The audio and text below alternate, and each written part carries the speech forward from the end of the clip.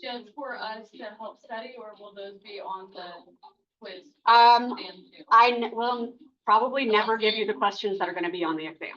I'm that person, yeah. I'm that person that says you're in college and we're adults, and you're meant to show me you understand the material, not that you can regurgitate words that you saw once. I'm not interested in that. So I will probably, if I do give you the questions that were the same on a quiz or something, I'm not going to tell you. So I am a little bit lazy. I might reuse questions, but I'm not going to tell you which ones. It's you guys' responsibility at that point to show me that you've understood what I've been blabbing about up here, right? That's what exams are for. They're not just for me to say, hey, here's your study sheet, word for word, now fill in the answer. And how did you learn anything from that, right? I mean, obviously, I know people don't like it because that's harder because you have to learn, but let's be honest here, right? I'm a pretty firm believer in that. The problem with microbiology that some people aren't prepared for. Has anybody in here taken physiology yet? Now? Okay. You'll see what I mean. But if you haven't actually taken physiology or micro, obviously, these two courses tend to be the most challenging courses that you're going to take prior to going to nursing school. Probably micro is the most challenging, and probably you've heard that. Because it's a lot of really new information. That's really the biggest issue with it. I mean, how much do you guys know about viruses versus bacteria and the immune system and all of this? And you might be surprised what you don't know. So that's another thing. But anyways, this course is not about nothing like anatomy. Anatomy is find a term and find what it matches. So basically, I feel like anatomy's test is this is a definition. What word goes with it? This class is not that. All right. When I give you questions on the test, you might have some questions like that because, I mean, that's unfair. I want to make sure you do understand definitions. So bacteria, I'm not going to test you about this right now because we haven't gone over it yet, but it's good for examples. We're going to talk about it in chapter 4. But bacteria have cell walls, and their cell walls are made of peptidoglycan. Okay, the only bacteria have that peptidoglycan. Okay, so the test might have a question on it that says something obvious, like, you know, what is the molecule that makes up bacterial cell walls? So obviously that's going to be peptidoglycan. You just find the right term. There might be questions like that on the exam. There are some, but there's also going to be questions like, okay, a 35-year-old male presents at your clinic with a fever and a headache, and he has a sore neck, and he's been feeling sick for days, no malaise, and he's sensitive to light and all this, and your doctor suspects it could be meningitis. While you're waiting on the gram stain, we'll learn about those later. While you're waiting on the gram stain, somehow magically, it doesn't matter how, the lab lets you know, hey, we found peptidoglycan in the sample. And then the question would be, so which of the following types of organisms could be causing the illness, right? And I would say viruses, bacteria, protozoa, or helminths, for example, right? And I just told you guys right here to your faces that only bacteria have peptidoglycan.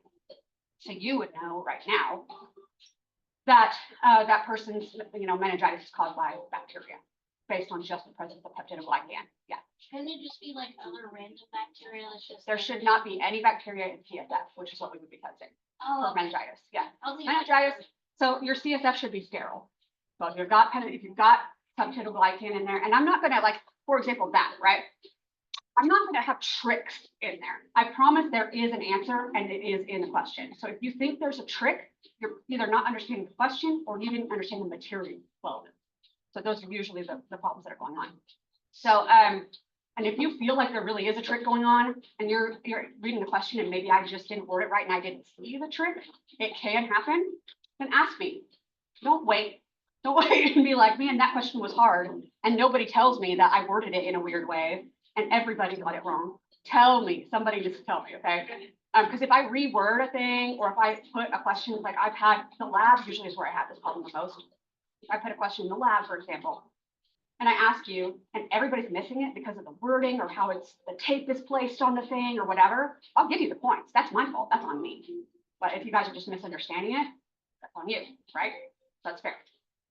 So when I say to you guys that you need to understand the material, that's what I mean. You have to understand it well enough to apply it to a scenario or compare it to other things. Compare and contrast to other things we've actually learned in the course and tell them on mark. I'm not interested as much in making a test that is completely based on recall and memorization, because it's fine. If you're looking at flashcards, if you guys haven't looked at my study thing, I'm not gonna force anybody to look at the study video. But one of the biggest problems people have studying for this class is relying so heavily on flashcards. If that's all you're doing, you might be okay, but it's just depends on how you're using your flashcards. Or if you're somebody that copies your notes, copies the slides, or copies the text, stop. Like, I'm serious, stop. That is a literal waste of your time in my class. That's not going to teach you anything. Now you're just the horse went yellow, orange, pink, and you could just be writing anything. How are you getting anything out of that? People think they are. I promise you're not. At least not for this class. It doesn't help you understand anything. So don't copy. If you're a copier, listen to me. I'm telling you to stop because I love you and I want you to do well in this class, right? I'm here to help you. Don't do that. Don't waste your time if you're doing flashcards. Flashcards are fine for getting into knowing the terms and being familiar with just understanding what a concept is. Make flashcards. I recommend, we went over chapters 1 and 3. So at that end of that day, I would have just gone through and made flashcards. If you are making flashcards over stuff that you already know, for example, you guys probably already know that microbes or microorganisms are things you have to look at in a microscope. Don't make a freaking flashcard for that. Why are you wasting your time? Because then you're gonna have to go through those in the pile, right? If you know that you actually know a thing of your flashcards, take it out and throw it away. I promise, okay? Because if you know that concept that well, seeing it over and over again isn't going to help you learn it. You already know it that well. All right, when you go through your flashcards, don't just obsessively go through them over and over and over and over again. If you've gone through them a couple times and you are comfortable that you know the thing, put it in a separate pile, please. After you've gone through your pile for that day, they should technically all be in the second pile at that point. But if you really aren't confident in some of them, you can leave them in the first one. Okay. And then the next day, when you make new flashcards for the next chapter, add to that first pile. You go through the first pile every day. Go through the second pile maybe every 2 to 3 days. Because you're familiar with them already. Go to pile 2 and you understand pile 2, it goes into pile 3. If you didn't understand it in pile 2 after not seeing it for a couple days, back to 1. Okay. So you visit 1 every day, literally. And pile 2 every 2 to 3 days, whatever you feel comfortable with. And then in pile 3, you only revisit that maybe once a week. Because those are the things you knew already. And of course, if you come back to pile 3 and you didn't know it, you can go back to 2. That's okay. Or if you feel like you need to go back to 1, it's on you. That's for you guys to help, right? For you guys to study. If you get everything into pile 3 and it's a little while before the test, that doesn't mean keep going over pile 3. That means leave it. Maybe the day before the test, just make sure you knew all the stuff that's in pile 3. You don't need to keep drilling it and obsessing and going over and over and over and over and over and over, which is what people like to do with their flashcards or their Quizlets. And then it just becomes words on paper. So make sure you are not overusing your flashcards and they work more for you and you won't be wasting as much time with them. Quizlets are okay. I prefer Quizlets for like challenging what you do. So if you have actual flashcards and you're ready to test some of your knowledge, a Quizlet is a great way to do that. So are actual online. That's kind of what they're for. If you've studied and you're like, okay, I think I'm ready for the quiz. Let's test my knowledge and see what I know. Take the chapter 1 quiz then. And oh, hey, I guess I didn't know as much about germ theory as I thought. So now you know what you need to study more. Don't just take the chapter quizzes and just be like, oh, got a 60, and then move on with your life. Like, that's cool. Use that information to tell you what you didn't know as well and what you need to study more. Okay. There's other stuff on there. My biggest recommendation, the one that everybody hates this one, but it works so well. And that is going to be the best way to learn, proven by science, and I can attest, is teaching other people. So when you have studied maybe chapter 1, get together with your study group, and each of you take a turn explaining some concept of chapter 1 or all of chapter 1 if you want to. Try to get as much of it out of you as you can. If you figure out that I said something wrong, then you know something you need to work on for next time. And if you skip something, of course, yeah, maybe try to remember that for next time. And if you want to use prompts at first few times that you do it, like I use with the PowerPoints, that's fine. You can make note cards, you can make PowerPoints, I don't care. If you're like, well, I don't have anybody that wants to listen to my crap, I bet the wall wants to listen to it. I bet your steering wheel wants to listen to it. I bet your stuffed animal or your dog or your whatever, right? There's no excuse not to be doing that. And if you're like sitting there going through your notes and you're like sitting there thinking, okay, so germ theory is whenever we know that things are causing things to grow, there had to be something there to cause the growth, and it didn't just occur spontaneously. If you're just sitting there thinking it to yourself, that's okay. But science, this is the part where I'm saying this, not why I'm even saying it at all. Science has proven that saying the thing out loud and having to put it into words that make sense out of your mouth, that helps you learn much better than just thinking through. So feel stupid, that's okay. Go home, talk to your wall and feel stupid. Study with your group and sound stupid, that's fine. But you will learn better if you do that, I promise. And if you're sitting there thinking, I've been fine with the flashcards, I'll do okay with that. My average on my exams are anywhere from 60 to 70%. 70% is the high end. I expect 60 average on my first exam. Average, guys. Okay? That's because people come in here thinking a flashcard is all they need. And people take the test and then they see I'm not lying. That I'm really actually going to test you on your understanding. I'm not going to give you definitions and terms. So be prepared for that. Because if you're just going over flashcards, generally that's a term and definition thing. Is that really testing your understanding? How is a flashcard with, terms and definitions going to help you with understanding the material? That's why I say it, okay? That's why I'm trying to prepare you guys ahead of time. I don't want to see 60% average. My summer students did pretty well. They got, I think 72 average on their first test. That really is well. That's also why we have buffers in this class. Things like quizzes are meant to be buffers because you can use your notes on them. Quizzes, attendance points, and even the unit, and obviously next credit, but the unit projects, which we didn't talk much about, but more or less, if you're putting the information that you're supposed to know in class for your project, and you're like up here, all of you showing me that you did work to help with it, then you're going to get your full points. It's meant for you to help review. It's not meant for me to be like nitpicky. Oh my God, they said this one thing and give you all these points off that I possibly can. I don't have fun with that, but it's just meant for you guys to take your concept, what your group is supposed to present on, create whatever you want to do for your presentation, and then show me that you learned about it well enough that you can explain it to other people. That's all it is. You don't need to go above and beyond what you need to know for the book or the notes or anything. Stick to what we need to know for class. I don't need like 1,000 citations from the CDC explaining your thing, because we don't need to know that. It's for review. So don't reach too far. Yeah. So if I don't remember a term on the test, but I know what it is, can I just kind of describe it? What do you mean? Like, remember how I was talking to you just earlier? I talked about the animal. I'm like, I don't remember its name, but I do remember this about it. So, if it's terms that you are expected to know that we've talked about in class, and we've talked about like pathogen, for example, we said pathogen in class, and we talked about what that means. If you can't identify pathogen, then you're not showing me that you are knowledgeable about what that term means, because you're going to hear the term pathogen in nursing school. To be fair, that's a really, really common and very broad term. I knew that term before I came here. I also know my person who did and stuff. Cool. And So basically, when we get to like things like causes of disease in Unit 4 is a lot of memorization. So look forward to Unit 4. But Unit 4, you're going to be expected to know causes of disease, and I don't mean that is a staph bacteria. You're going to have to know that, hey, because it's MRSA, that this was Staph aureus. If this is, we're talking about the plague, you're going to have to be able to identify that as Yersinia pestis, those sorts of things. And yeah, so if you're looking at that and you're like, well, I know that it was a gram-negative bacteria. And I'm like, not good enough, right? Because when you're diagnosing and dealing with patients and your doctor's telling you about this bacteria, and especially if I'm talking about meningitis, and I told you bacterial meningitis for my example, the difference between Neisseria meningitidis and Streptococcus pneumoniae. Those are the two most common causes, and one of those is significantly deadlier than the other one. So you better know the difference between those by the time you leave this class.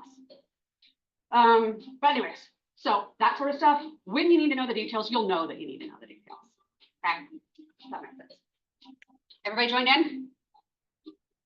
So make a little more sense with the unit projects, what they're kind of for. I have the list of the things you can do for your unit project, but if you guys want to do something else, you can just ask, hey, we want to do this instead of making a poster or whatever. Then just let me know ahead of time so I'm not surprised. And then and then I will probably approve it. But there's a lot of different options on there for what you guys could want to do for it. Whatever you and your group want to do. If you haven't figured out how to contact your group, you can do that through Canvas. And you can actually send an email to your group. And there's also like a group page for your group where you guys can have discussion just within your group and everything like that. So when you guys are ready for that, no rush. But I have some students that are like really already excited about it and trying to get it taken care of. You do you. But yeah, any questions? Yes. So first that slide that you went over, that's all the modules. Right? In modules, yes. Yeah, the slides will be there. These Kahoots will also be there. So the Kahoots, it's the same Kahoots. It's just when we do them in class, you'll have to enter them like this way. But when you do them through the links on the course in the modules, those Kahoots, you'll do on your own. They'll be individual. So whenever you want to study, and you can just use a different nickname, and it'll let you do as many times as you want for a nickname. Okay. All right, let's get going. All right, this is going to be chapter 3. If you want to use your notes, I don't care, but I also, it's going to be going kind of fast, so you might not want to. All right, which of the following is not included in the 5 I's?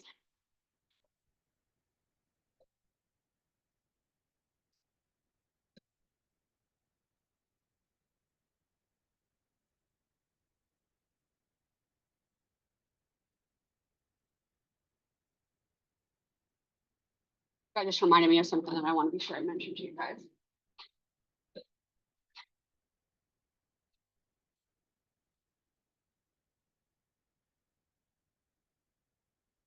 All right, cool. So once you guys got this one, it's infection, because we have inoculation and then the incubation and the isolation and then the inspection and identification, but not infection. It's not one of them. When we're trying to identify, those are all for just identifying bacteria and what they are. Before we move on to the next question, I reminded myself about the study sheet. Okay, the study sheet at the top of your module, the Unit 1 study sheet, and it says a guide to Unit 1 or something like that. I didn't want to call it a study guide because, like I've said, I'm not going to give you the literal exact things word for word that's going to be on there. Some people expect that when I call it a study guide. And some people still don't understand. Like over my summer, I had a student that ended up not doing very well in the class. Maybe because she didn't listen, but the study sheet, it also is not word for word. Okay, even though it's called a study sheet, there's nothing about this that's going to be like literally these are the only words that will be on the exam, right? These are the concepts that will be on the exam. I will not deviate from these concepts. If there's something in the book talking about some other concept that isn't on here, it will not be on the test. That's basically what this is about, okay? And we've already said, yeah, you better know the terms that are on here. That's easy enough. But you also better understand them, like we already talked about with the peptidoglycan thing, okay? So that's me telling you, okay, if I tell you about peptidoglycan on here, peptidoglycan is, you know, what makes up bacterial cell walls, and you better be able to understand what that means for bacteria. So that's what study sheet's for. So, you know, it gives you a little bit of narrowing down, but unfortunately the slides are already narrowed down to the study sheet. So you're not gonna be able to cut anything out of the slides really. But yeah, because I didn't want to lecture you guys over crap you didn't need to know. All right, differential media. What is it? What is it?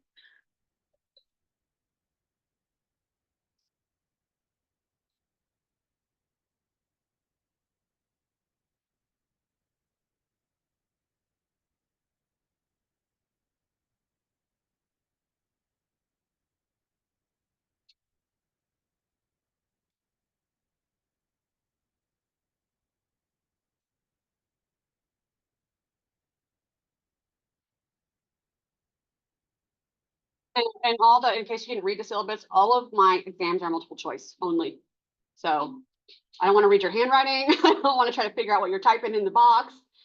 I don't want to grade people based on spelling because I don't think that that's important. So just be aware of that. It's all multiple choice. I think most people are happy with that. At least you can use process of elimination. All right, so yes, so this is going to be the red one. Differential media tells you the difference, and that's the only one that's talking about differences. Yeah, the color changes happen in the media because of differences in the metabolic behavior of these microorganisms. All right, selective media, which one does that one do?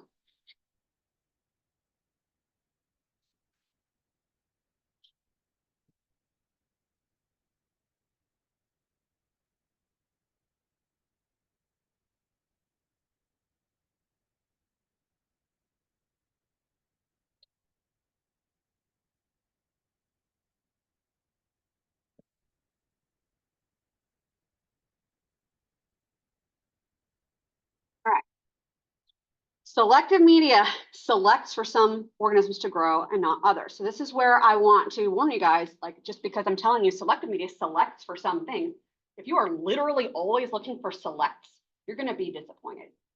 So you better know what selects means, right? So select means some things are inhibited and some things are allowed to grow. That's what that means.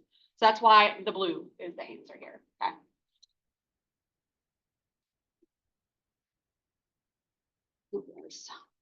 Cool. All right, what type of media supports fastidious bacteria?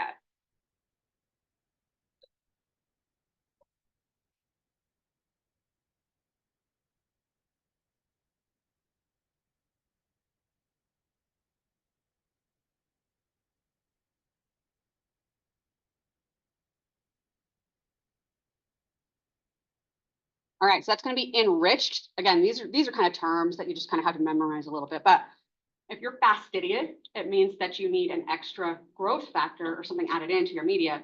Otherwise, you can't survive without the growth factor. That media, when it has the growth factor, is called enriched. Think of it as like Special K cereal. At least when I was growing up in the 80s, the cereals would be called like enriched or there's other words they would use, enforced or something like that. And they all have these vitamins added in. Nowadays, all of the cereals that you eat have the same vitamins added in, but they're not calling them, you know, enriched or reinforced or whatever it is they want to call them. It's just in there, surprise. So I don't know, but that's how I would think of it. It's got extra stuff added in that your body can't make so that you can stay healthy. All right, streak plate technique. What do we use it for?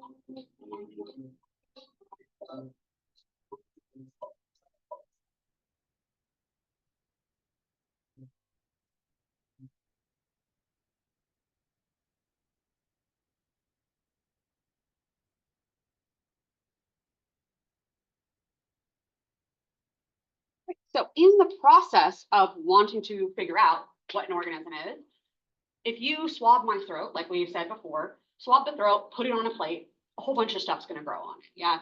And you want to, you know, figure out which of those spots that's on there is the thing causing the disease. So you will do a streak plate, and that would basically spread it out or dilute it out in a way that you'll have individual colonies. Remember, a colony comes from one cell. So if you have one distinct colony, you should be able to pick that colony and make a pure culture and then study it from there. So the streak plate is for isolating. So spread it out to get individual colonies, and then you can do your testing for identifying. But itself is not doing identifying. So which microscope has the higher resolution? Oh, we didn't go over this in our class. Yeah, kind of cut this out of our step. You want to make a guess? It doesn't count against you, so. I bet you guys can guess which one is highest resolution so that can see the smallest things. Yeah, so again, this one we didn't go over, so no biggie, but that was electron. Electron microscopes literally shoot electrons at things. You can see things down to one atom. It is really cool. But yeah, that gives you the most resolution, the most magnification, if you will. Viruses, for example, are so small, you can't see them in a regular light-based microscope. You have to use an electron microscope to look at them. They're just so tiny. Kind of puts it into perspective when we're going to be looking at bacteria. All right, the diagram shows a light microscope. Name the part of the microscope, labeled X. It's pointing at the thing, and we did talk about the thing in the lecture, even though we didn't go over all the parts.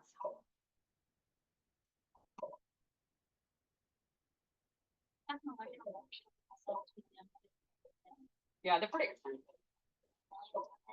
Yeah. We tried to petition to have one here, but they weren't having it, so it would be really cool. But yeah, that's the objective lens. Good job, guys. So that's the one that sees the specimen first. The objective lens, this one's that rotate on the nose piece. We'll learn about the parts when we get into lab. But stains improve contrast. Is that true or false?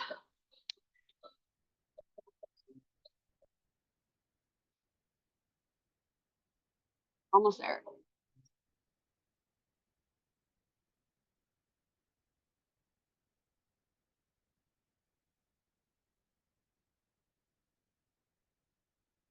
All right, so that's true. Good job, guys. Most of you guys got this one. So when we think about contrast, it's like looking The difference between looking at a light gray thing on a slightly less light gray thing versus a, something that's black on a white background. So contrast, it's higher contrast if you have that difference going on, easier to see something. So the stains improve that. And you'll see when we look at unstained cells versus stained cells, the difference. It makes a huge difference. All right, Gram staining procedure. What is a mordant? We didn't go too much over the details in this one yet. We're definitely going to go over it in chapter 4. He talked about it in chapter 3. Obviously you guys don't get points based on your grade on this, so see what you can guess. We'll be using it, but yes, well, kind of.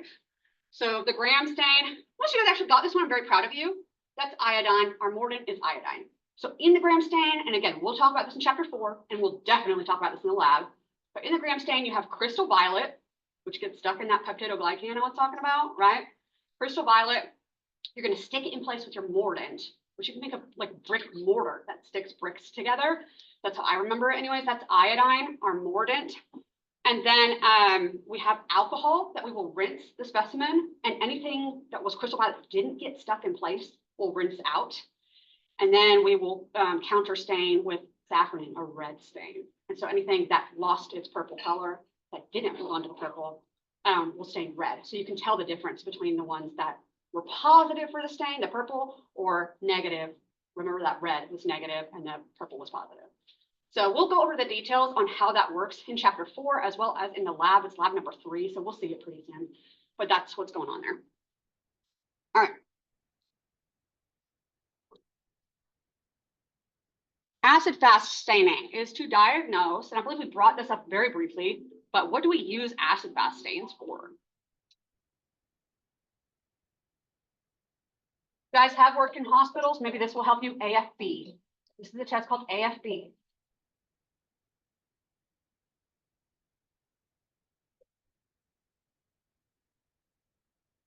All right, so the acids, okay. The acid-fast stain, it stains for anything mycobacterium, including Mycobacterium tuberculosis, which is really one of the only ones we give a crap about.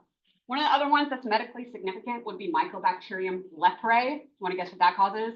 Leprosy, right? So those guys, acid-fast staining is good for identifying those. They have a special wax on the surface. Again, we'll talk about it in chapter 4. And we'll be doing this in lab number 4. But yeah, it's very useful. And like I said, the AFB. If you work in a hospital laboratory and not laboratory, but as a nurse or whatever, and they're asking you to collect a sputum sample from a patient, pretty common thing. Especially I used to work at Southwest and Integra Southwest, and so we get a lot of these samples. But homeless people often come in with a cough, and one of the first tests that doctors will order is an AFB of their sputum. So they cough into a cup, they send it up to us, and then we do an acid-fast stain right on their sputum right away. We don't have to culture it, anything.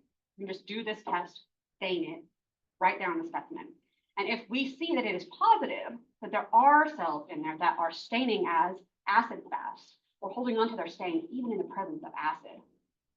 Again, not many more since we do it, but that means it's mycobacterium. Most of the time it's going to be Mycobacterium tuberculosis. And y'all, if you think that tuberculosis is some old ancient disease that we don't have around anymore, you're wrong. About a third of the population of the world has tuberculosis right now. So put that into perspective. If you think it's not here in the United States, you're also wrong. It's huge in the homeless population where they're all kind of living together and associating with one another, just like HIV is pretty big in the homeless population. But it's also, we just had an outbreak not too long ago, a couple of years ago. There was an outbreak at one of the Edmonds schools. I believe it was Edmond North, but I might be wrong. About 14 people at that school had tuberculosis. 14 healthy people. Yep. There was some faculty and some students. So don't, Okay. I mean, I don't know. I mean, they have tuberculosis. How okay can they be? Tuberculosis isn't a death sentence, really. Is it curable? It is curable. So the problem, and why we still have a problem with tuberculosis and why it is so prevalent in the world right now, it is highly antibiotic resistant. And how did it get that way? Because all around the world, we're treating it with the same antibiotics, but there's some rough antibiotics. And the way that the treatment works is they start you off with a treatment of 3 different antibiotics for the first 2 months. Just the first 2 months, y'all. Okay, whichever one seems the most promising they'll stick with that for the next 7 months. So how many of these homeless people you think are taking that medicine? How many of these people in third world countries are taking that medicine? Exactly. So you can see why this would develop into antibiotic resistance. They'll try, they'll take what was given to them, but are they going back to get it refilled? No. And you can't blame them. So that's why it's such an issue. Even folks like us who are relatively healthy, that's our option. 7 months worth of treatment with these antibiotics, because these bacteria, which we'll learn about in Unit 4, way far away, but they live inside of your immune cells in your lungs. So the cells that are going to attack them come and eat them up to kill them, but they're just like, hey, thanks for the cozy living quarters. And they just live there. And so it's hard to get rid of something that's hiding out in your own immune cells. They haven't incorporated their DNA into your DNA, like some things can do, but still they're hiding out, right? And so it's hard to get rid of them, and then your body will even like wall them off. So it's hard to get antibiotics to them. So it's hard to deal with them. I'm sure you can imagine. A lot of times with tuberculosis, also you have latent tuberculosis, which is like you have it in your lungs, but it's just like hiding out and waiting. It's not active symptoms. It's when it reactivates that you start seeing the bloody coughing and what they would call consumption. You develop anorexia and things like that, and you die.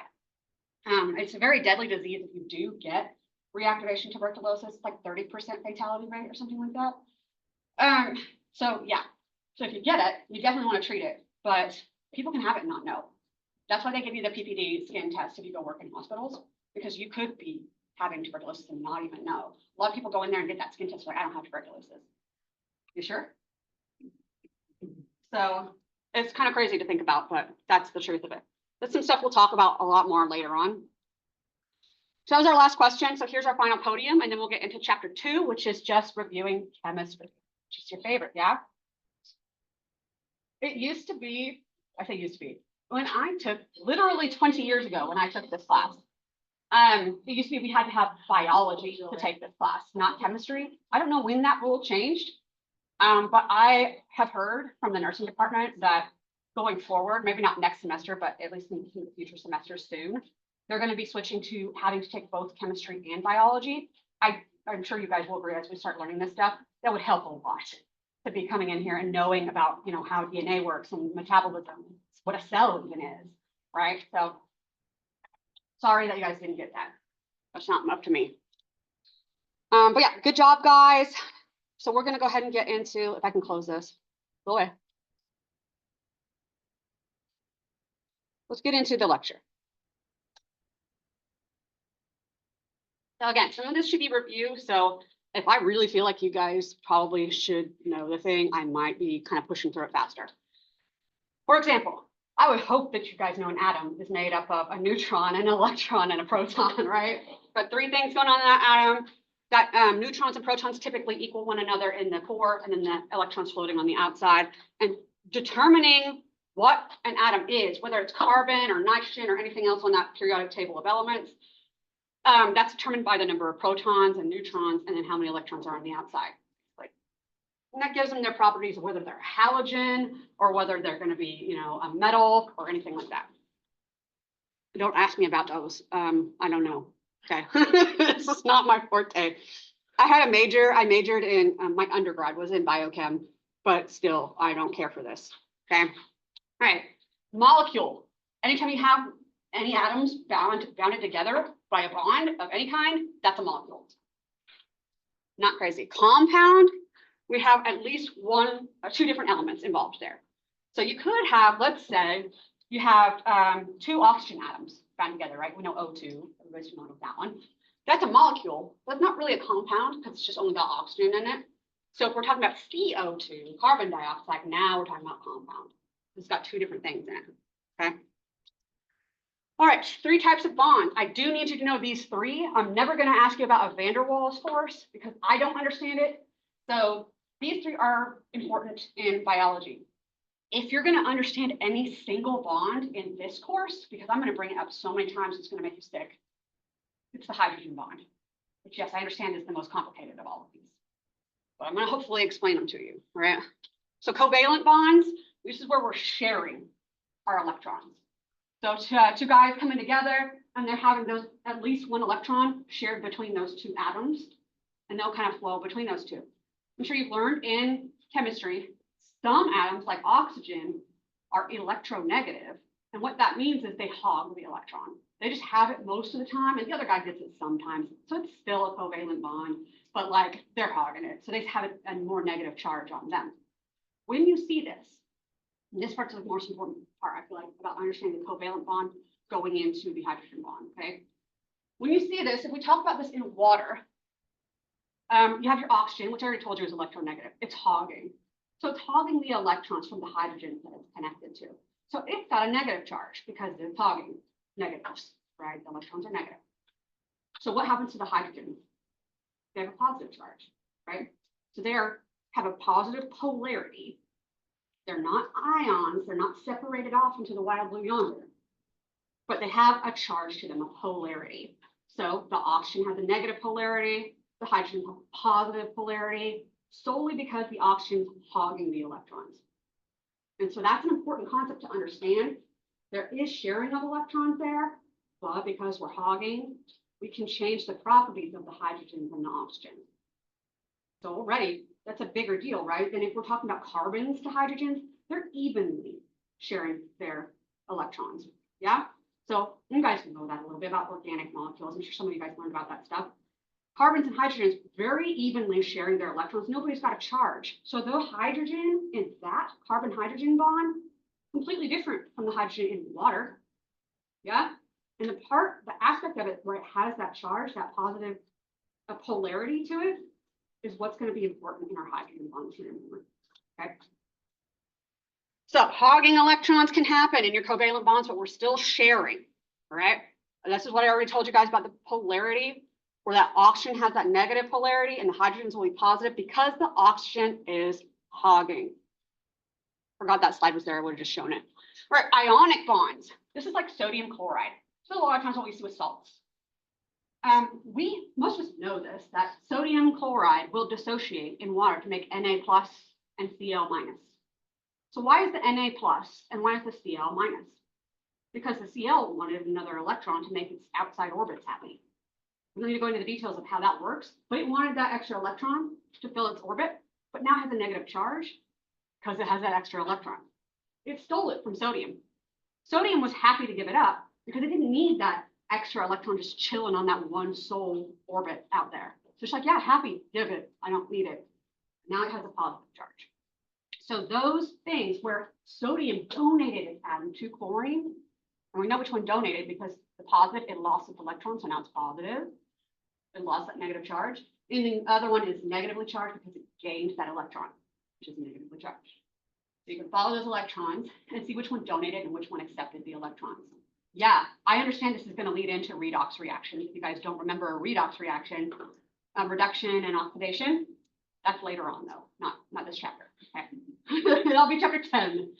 But anyways, we will talk about those, but this leads into that concept. So at least now we can understand this exchange of the electrons that's going on to make those outer orbits happy or whatever.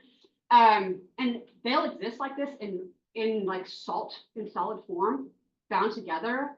But once you put it in water, remember we had those positives and those negatives going on with the water molecule, just in one water molecule, but you have a whole bunch of them. Well, those negatives in the chlorines are going to be happy to associate with those positive hydrogens.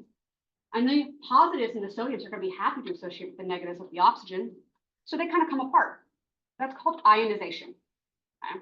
That's what ionization is. We have these ionic bonds and these, compounds that are basically going to be dissociating with water due to the charge of water molecules and their charge.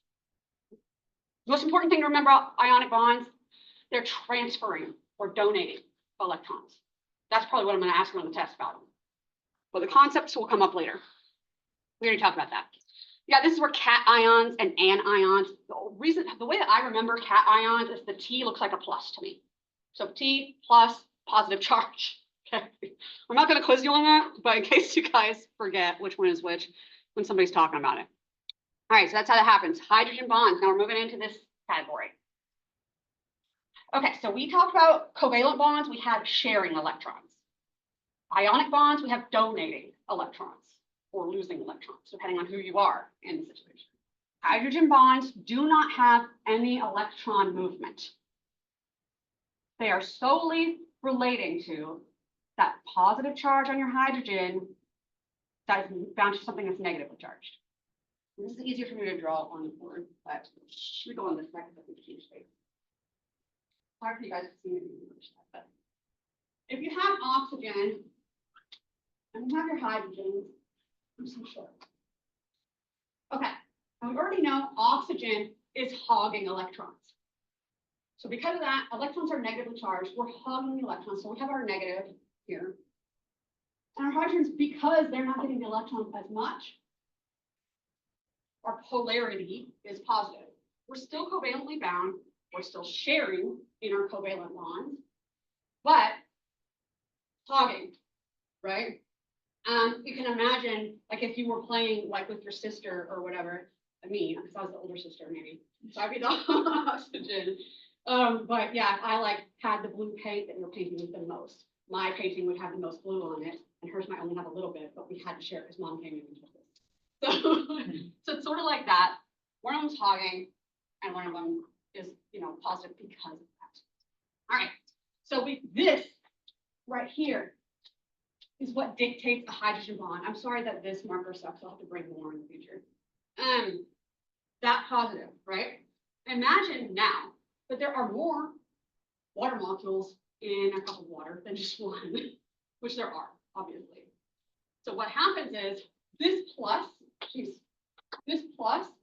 and then we have another oxygen and hydrogen for another water molecule. I'm so sorry. I should have drawn this in the thing. These guys are attracted to one another. Makes sense, yeah? It's kind of what makes water hold itself. Yes, if you have one of the darker colors that you can donate for today, I would appreciate it. I'll bring my own in the future. I just didn't know that we were going to be having a detriment in this classroom. Thank you so much. Okay, so you can imagine the reason I'm going into so much detail over this is because we're going to talk about hydrogen bonds a lot in this class, and I mean a lot. In almost every chapter, we'll talk about them. So I want to be sure that you understand the concept of them before we go on. Okay, so I'm going through this part. So you've got your H2O here.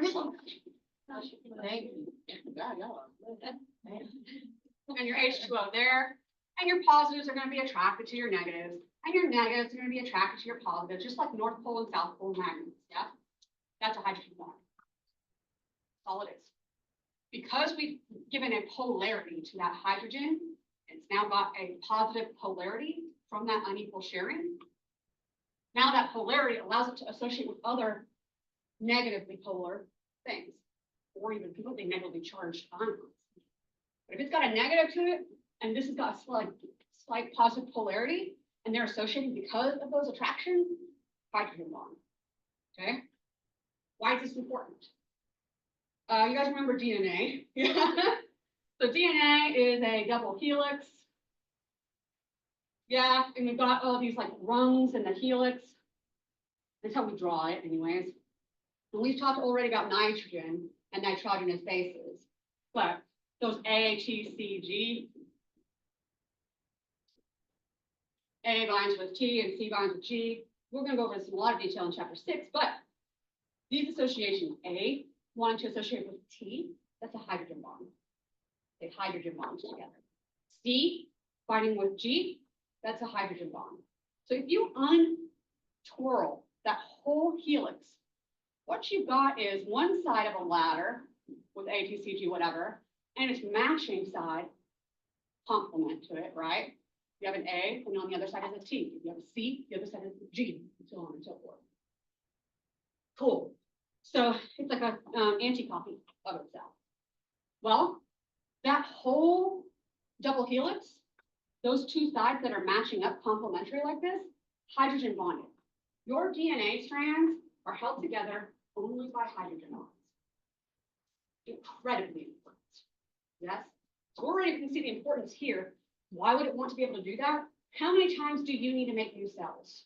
Pretty much constantly in your body. Yeah. I don't know, what is it, like every so many years, 7 years or something, you recycle all of the cells in your body, something like that. I don't know the number, don't quote me on that, but it's like you'll eventually replace every cell in your body. You fall, scrape your knee. What do you need to do? Make cells to repair it. You're a little baby. You need to grow into an adult. What do you need to do? Make cells to grow. Yeah. Anytime you're making a cell, that cell has to have DNA in it. You have to make a copy of the original to give it to the daughter cell. You gotta be able to tear it apart pretty easily.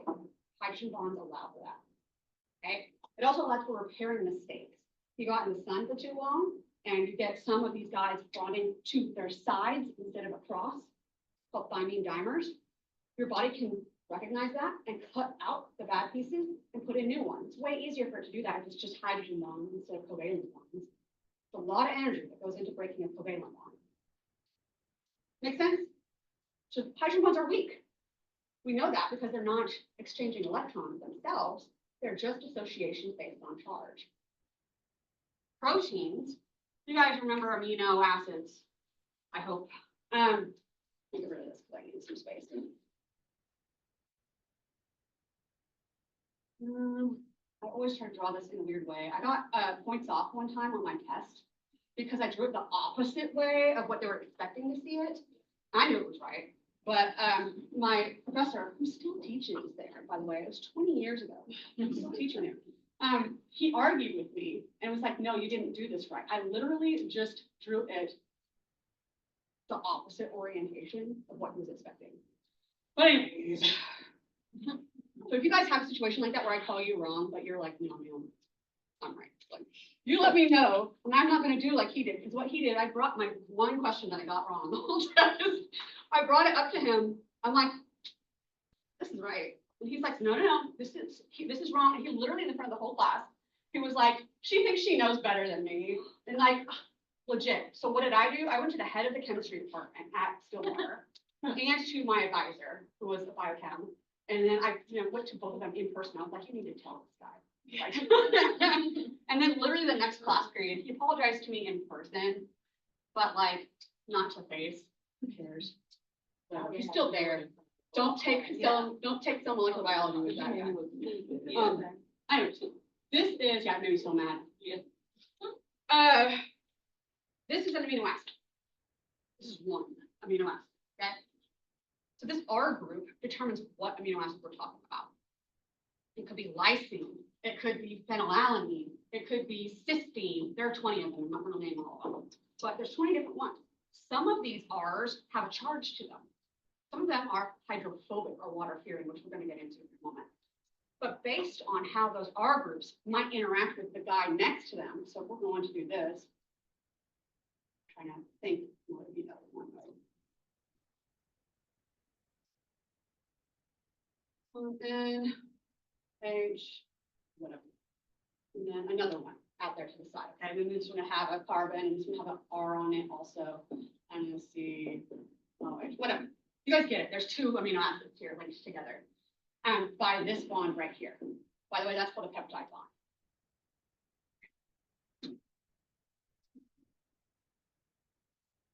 Yeah, believe it or not, we're going to have to go over that too. But while we're here talking about the R groups, if these guys are both hydrophobic, they're going to want to hang out.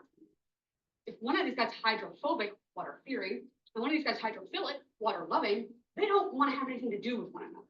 So whatever your R groups are going to determine how your protein, how your amino acid sequence, there's going to be a ton of them, right? Hundreds of amino acids linked together, how they're going to associate with one another or across from one another or whatever.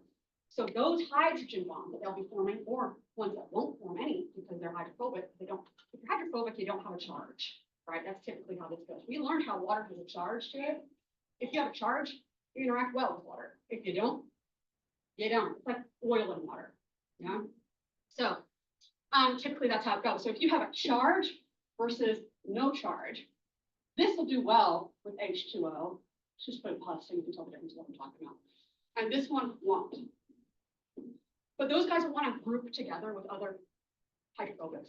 These ones will group together with hydrophilics and whatever. And that dictates how your protein is going to fold. What does it matter how your protein folds? How your protein is shaped is like almost 100% what it's going to do. It depends more on its shape than it does its exact chemical composition.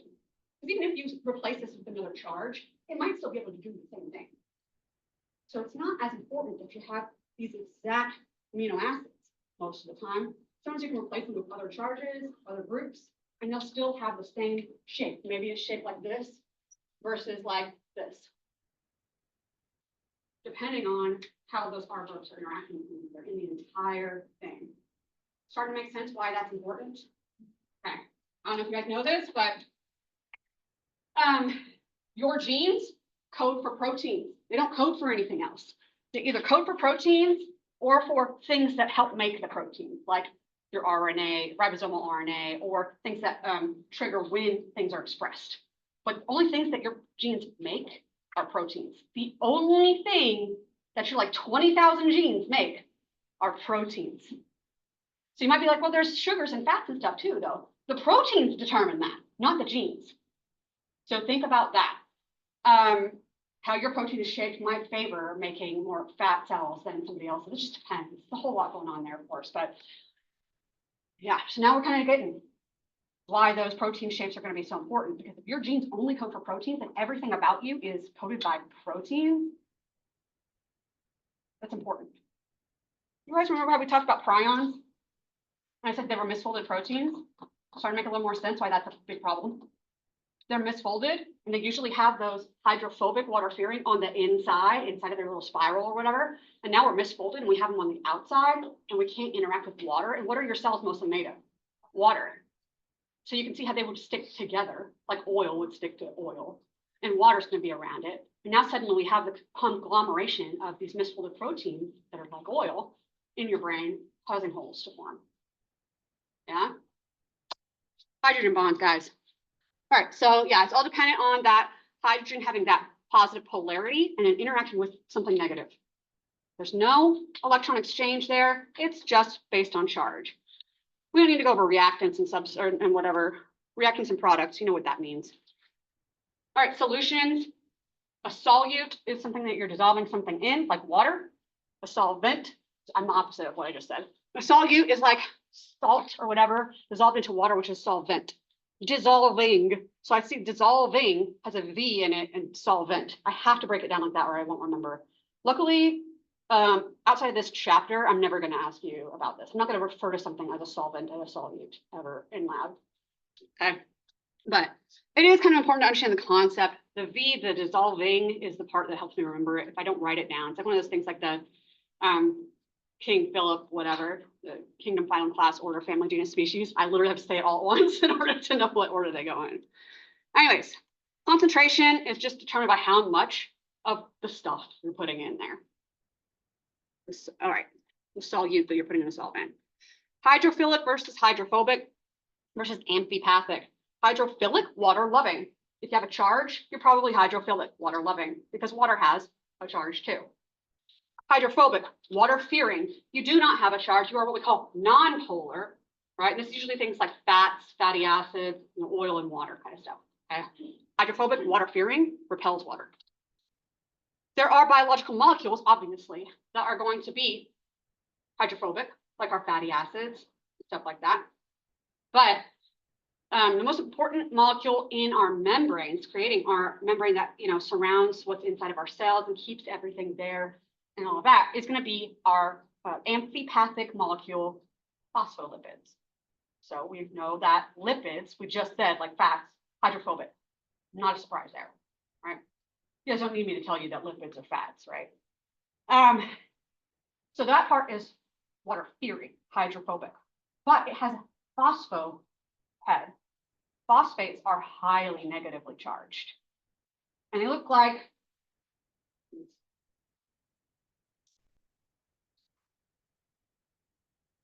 this. And don't count me off on like how many double bonds and things I don't remember, okay? But that's like a phosphate group, okay? I know it has 4 oxygens around it and it can be bound to other things, but this is basically a phosphate group by itself. And those oxygens, we already told you guys that those are electronegative. They're stealing away electrons. So these oxygens are so negative. So the phosphates, with all those oxygens around there, super negatively charged, okay? Very important concept also in biology. But so we've got one of those stuck onto a lipid. So we've got charge at one end, and we've got water fearing at the other end, a lipid, right? They're attached together. So what happens is the polars will associate with the polars, and the water fearing guys don't want to be anywhere near the water of the cell. So they are going to be lined up with each other in a way that there'll be a double, what we call a double membrane or lipid bilayer, if you will. You have your phosphate group head and your little lipid tail. And all those heads, they're going to be together. But is that enough to keep you away from the water? No, right? So if this continues on like that, then you get another side to it. Suddenly now, that is enough, right? We've got the tails on the inside and the charged heads on the outside to interact with the water. And it's really hard for molecules to pass in between this situation because it's weird. So that makes it pretty secure. Remember, so this is the lipid bilayer. It's 2 layers because of that. Okay. So that's important. That's why phospholipids are like super important in biology. They're amphipathic. When you hear amphi, think of like amphibians. They can do water and land. They do both. Right. Yay. Okay. pH. You hate it. Who doesn't hate pH? All right. Here's what we need to know. Water is neutral at 7. If you can remember that, then you're set up pretty well. If it's less than 7, it is acidic, down to 0, right? If it's higher than 7, up to 14, it's basic or alkaline. Yeah. So we know that. That's pretty easy to remember that part of the scale.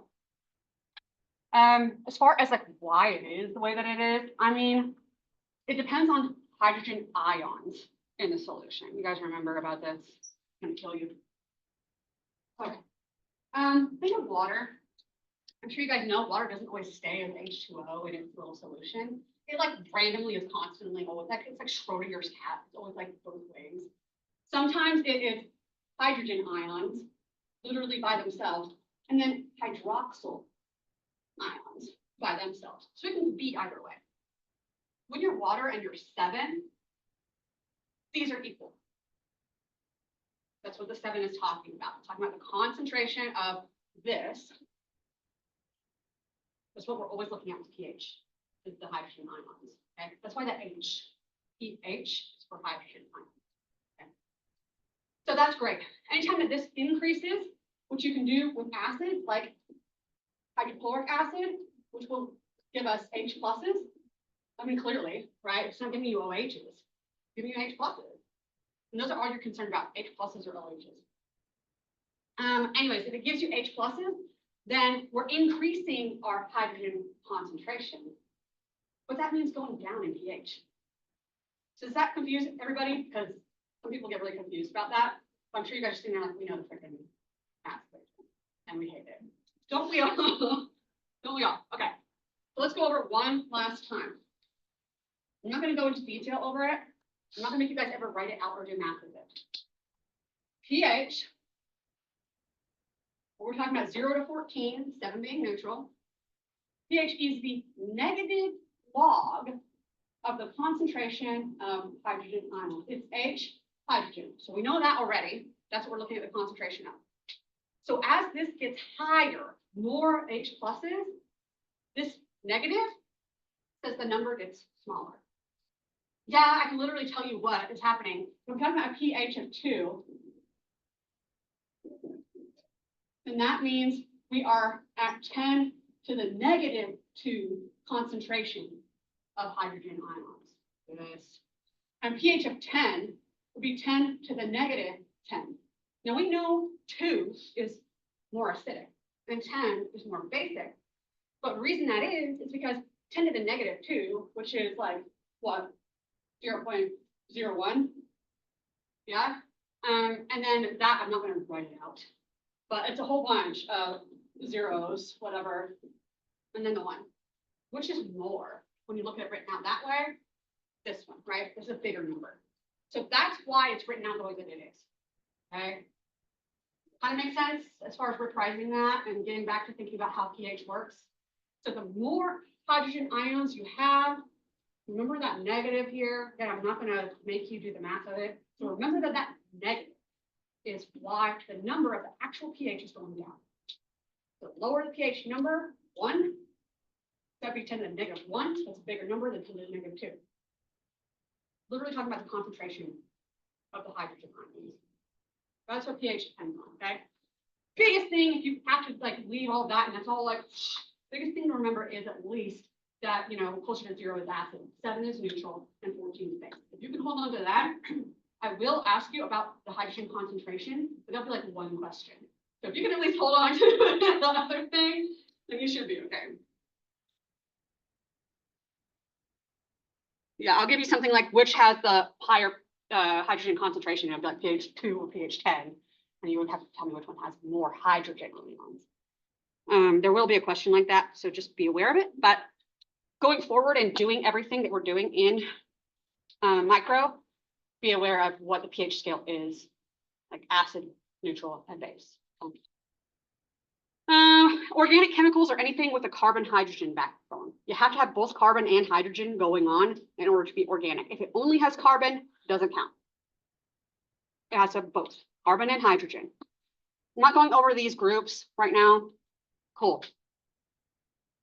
Okay, this is our first questions. We have like almost no time on this class. We're gonna go ahead and do the questions anyway. So go ahead and stand up, guys. We're just asking questions about pH and stuff. Aren't you guys excited? It's so hot in here, like I'm burning up. All right, first question. What is a covalent bond? Aubriana T. Let's guess. Remember, there's 3 kinds of bonds. One shares, one donates, and one doesn't have electron exchange. Yes, it is. Okay, cool. So see, I'll do that. I'm not going to do the same. All right. Next one is Tammy M. What's an ionic bond?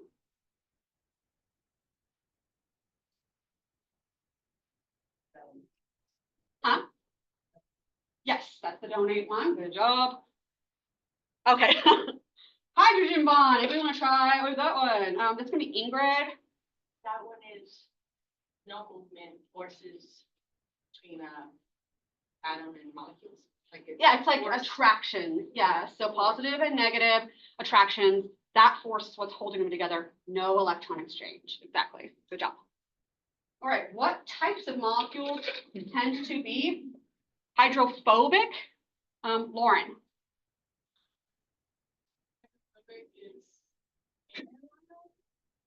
With the negative charge? All right. So hydrophobic.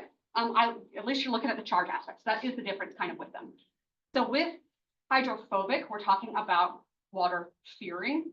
So the ones that are water fearing and won't associate with water, they're basically not going to have a charge. Because if we look at water, it has positive charge and it has negative charge. So anything with any kind of charge is good to go with water. So if it doesn't have a charge, it's non-polar, then it will be hydrophobic. Make sense? Right. Still going to get points because you tried. All right, pH. What is it actually a measure of? Corey. How acidic or basic substances. Yeah, so that's a good answer. And also a measure of the actual hydrogen concentration. That's another one. So that's a good way to look at it too. All right, let's crank through these. The macromolecules. Good. Biochem. We love this, right? This was my major, so you guys know that it's going to be wonderful in here. Yeah, my undergrad major. Just to be clear, my graduate school was in viruses, so get ready for that too. Biochem, our main families of biochemicals. Carbohydrates, those are sugars. Lipids, fats, oils, waxes, anything that's against water, basically. Proteins, we just talked about them, and nucleic acids. We also kind of talked about those too, right? All right, anytime you have these macromolecules, all of them are made up of like subunits bound together. Those are called monomers. They're going to polymerize to make those macromolecules. So what is polymerized to make carbohydrates? Sugars, or we can call that saccharides because we need to have fancy words. So polysaccharides is when you have sugars all bound together into a long chain. Starch, for example, it's just sugars linked together in a long chain. All right, I'm not going to go over much else. There's pictures of it. Isn't that cool? There's some more pictures of it, guys. I'll talk about the ones that we really need to know in detail as we come across them, but for now, just understand the concepts of them, all right? Lipids, hydrophobic aspect of some kind. They'll have some long hydrophobic chain of some kind at some point. Like a phospholipid, it falls into this category, even though it has that charged head. When we talk about like, you know, fatty acids and triglycerides, they have a glycerol group at the top and then 3 of those long chains coming off of it. The glycerol has oxygens in it that has, you know, polarity to it. For those chains of fats, man, those guys are so long with carbons and hydrogens, super hydrophobic chains. All right, so there's some pictures of that. Isn't that fun? All right, if we talked about saturated and unsaturated fats, which I'm not going to ever test you on, but in case you're interested, we're talking about these chains here. Saturated, there's no bends in these, there's no double bonds, basically. It's all just carbons and hydrogens straight through, no double bonding. These guys that have double bonds causes them to bend. These are unsaturated, or it hasn't been saturated with hydrogens. Saturated means all the hydrogens are there. Unsaturated has bonds. So they say saturated fats are bad for you and unsaturated fats are better for you. Something about that, you know, bend in them makes it healthier for like your cell. I don't know enough about it, obviously. So, but it's something about the bend. Okay, now you know. All right, we talked about phospholipids already and kind of how those heads will kind of bind together to create that bottom thing, that bottom image where it says 2. That is our phospholipid bilayer. That's the important one that I want you guys to be familiar with. There's also other lipids that can get involved in the membrane that can give it structure and shape and all this, like cholesterol. Our cells have shape. We don't have cell walls like plants do, but our shape of our cells are dictated by things like cholesterol in the cell membrane, and it gives it shape. So those sterols help with that. Waxes, well, you know, we have steroids, and that's going to be dealing with like what we're trying to say, hormones and stuff, but waxes also fall into this. We know if you put water on a wax candle, like it's repelled. That's easy enough to imagine. Or put paraffin over something and it's repelling water. So waxes repel water too. So when I'm telling you that mycobacterium, like tuberculosis, have a waxy coating, you could see how they'd be really hardy and like hard for your body to stave off if it's like already everything about your body is water. And they're like basically repelling your body the whole way through. So all right, proteins. These guys are made up of amino acids. We kind of already went over those, so I'm not going to go too much into these, but your genes encode every 3, like A, T, C would code for 1 amino acid, G, C, C, another amino acid, and so on and so forth. And we'll go over that when we go over genetics on how each of these amino acids are coded for by your genes and how these amino acids, they're charged. See, some of them are non-polar, some of them have positive, some of them are negative, some are just generally polar. Those aspects are going to determine how your proteins fold and interact with other things, okay? There's different structures of proteins that we can look at. I'm going to look at the actual amino acids themselves. I'm not going to test you over that. But a polypeptide means that we have several amino acids linked together. We have many peptide bonds going on. So we've had several amino acids linked together with several peptide bonds, okay? That's a polypeptide. The different levels of protein structure. This one is one that I often test about and that people sometimes get confused on, okay? Primary. Think of primary as being one, like you're going to primary school. Primary school is like elementary school, yeah? So that's their base, that's your starting point. So that's just the amino acid sequence. So for your proteins, just the sequence of it, you know, alanine, phenylalanine, glycine, whatever, over and over again in a long chain. We've done nothing with it. It's done nothing to fold, nothing. It's just there, okay? Primary. Secondary, when these groups that are right next to each other start to interact, these R groups that are near each other start to interact with one another, whether they're hydrophobic or hydrophilic or whatever, and start to have these initial shapes called alpha helices and beta sheets. And you don't even know how they're formed, just know those are the 2 structures associated with what forms first from those R groups on the adjacent amino acid, okay? The guys next to each other are just reacting to them. So alpha helices, just like it sounds like a helix, spiral. Beta sheets, we call them beta pleated sheets. We have them up in the upper kind of left of the pictures. It's literally like just flat areas where it's just going back and forth of flat. They're not circling, they're not doing anything fancy, they're just flat. That's all based on how those things next to each other will behave. So now we've got these things that are kind of starting to coil up, and I think that are forming weird back and forth pleated sheets. Now that we've created those structures, they can start reacting with their R groups across the way of the whole thing and creating a bigger structure. So not just the R groups next to you immediately, the ones like all the way across, now that we've started creating shapes. Whether you're polar and everything, same thing, right? It's just big scales.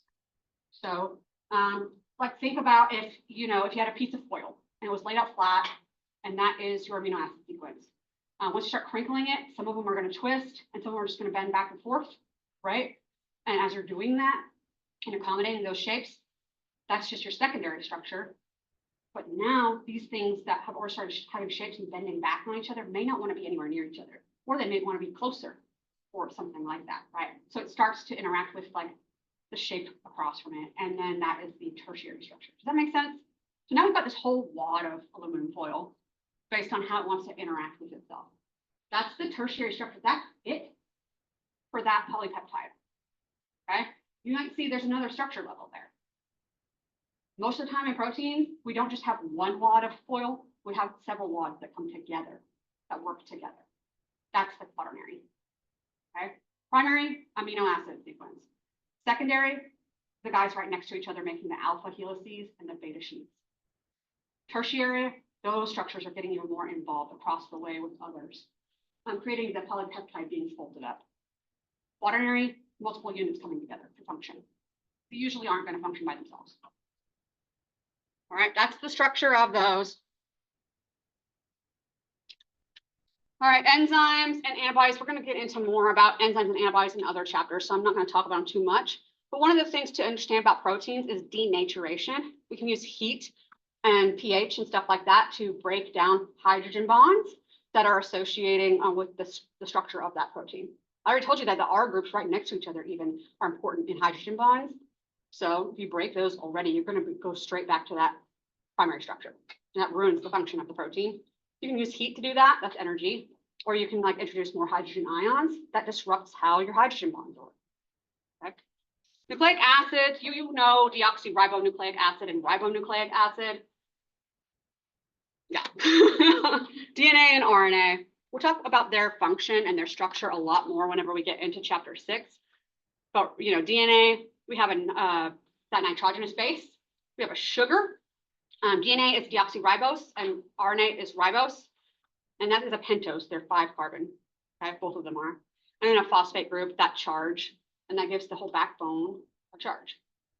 Again, we'll talk about that and how that works for DNA later. I'm never going to ask you about purines versus pyrimidines. You're welcome.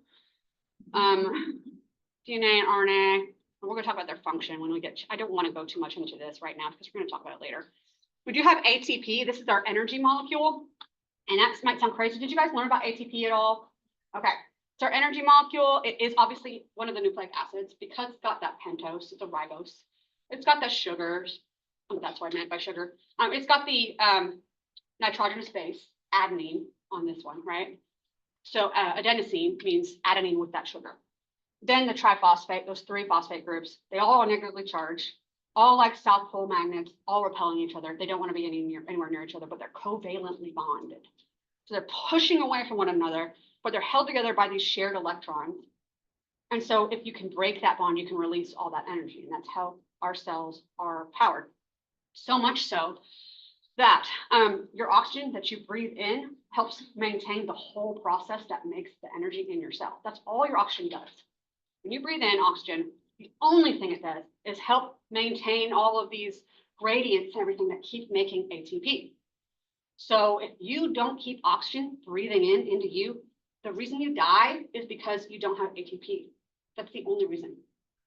So that's how important ATP is to keeping you alive and functioning. Within minutes, you can die because you don't have ATP. All the cells in your body. Isn't that something? Anyways, so we'll get into that, and that's my favorite. I love metabolism is what that's going to be. We're not going to do the questions because we're at the end of class, so I'll give you guys a break on this. But do you guys have any questions for the lecture now that we're at the end? I know it's a lot. So hopefully a lot of it's review.